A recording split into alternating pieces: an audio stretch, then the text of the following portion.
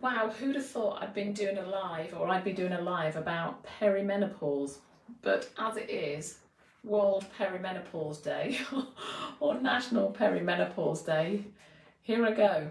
So I actually get asked this question quite a lot. So the reason that I'm doing the live is just to talk about it. But how do you know when you're in perimenopause? The first thing you know when you're in perimenopause, I can't even say it, is because you do things like go to the fridge and you find your purse in there and you find the milk in your bag. That's probably the first thing.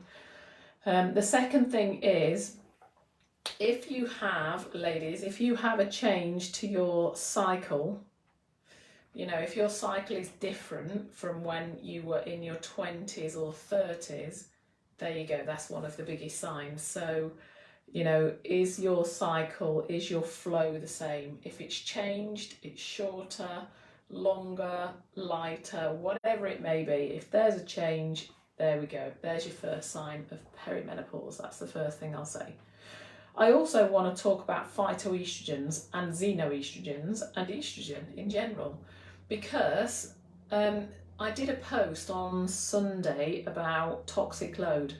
And the reason this is really important, ladies, is because anything that is xenoestrogens, for example, anything that's toxic is a hormone disruptor. So my post on Sunday was basically talking about things like toxic, if your body is full of toxins from skincare, shampoo, conditioners, deodorants, toothpaste, makeup, cleaning products, perfume, nail varnish, hair products. I mean, I could go on and on and on and on and on, but women in general put about it's between 200 and 600 chemicals on their skin a day, whether that be in stuff they use, stuff that, synthetic fragrances, whatever it may be. So that's one of the first things that you should really consider lowering, because all of these things, toxic load, chemicals, are called xenoestrogens. So the best thing I can try and give you a quick synopsis about it. So if you imagine like estrogen is beginning to decline in your ovaries, I feel like it's a biology lesson. When estrogen declines in your ovaries, think of estrogen as kind of like the shy kid at school. You remember the little shy kid at school that didn't say boo to a goose? There you go, there's your estrogen, it's E2. It's what we produce in the ovaries, and eventually we stop producing it in the ovaries when we hit menopause, and then we start producing E1 in the tummy, around the liver, the adrenals, in the fat cells. That's kind of where we get the, middle-age spread terminology. So we make that switch. So estrogen naturally declines. Xenoestrogens, I want you to think about them as the toxic hormone disruptors that we find in the skincare, the stuff we use, tin food, water, BPA, receipts.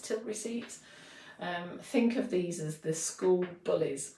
So your xenoestrogens are your bullies, and then think of your phytoestrogens as the superheroes. So the phytoestrogens is what you want to be looking at consuming more at perimenopause.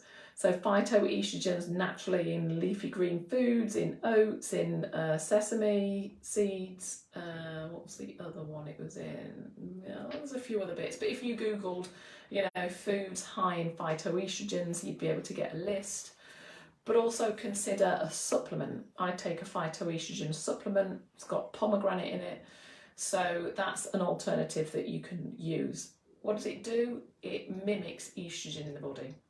So even if you're on HRT, you can take phytoestrogens because it's kind of self-regulating. It bonds to every cell receptor in your body basically has got estrogen cell receptors. So it kind of bonds to the cell. So yeah, they're your phytoestrogens that are going to be really beneficial for you at perimenopause and beyond. So there you go. Sorry fellas if you're listening in on this menopause chat, but you might be living with somebody who's suffering, or you might know somebody in your family that might find this information beneficial. So there you go. Happy Perimenopause Day.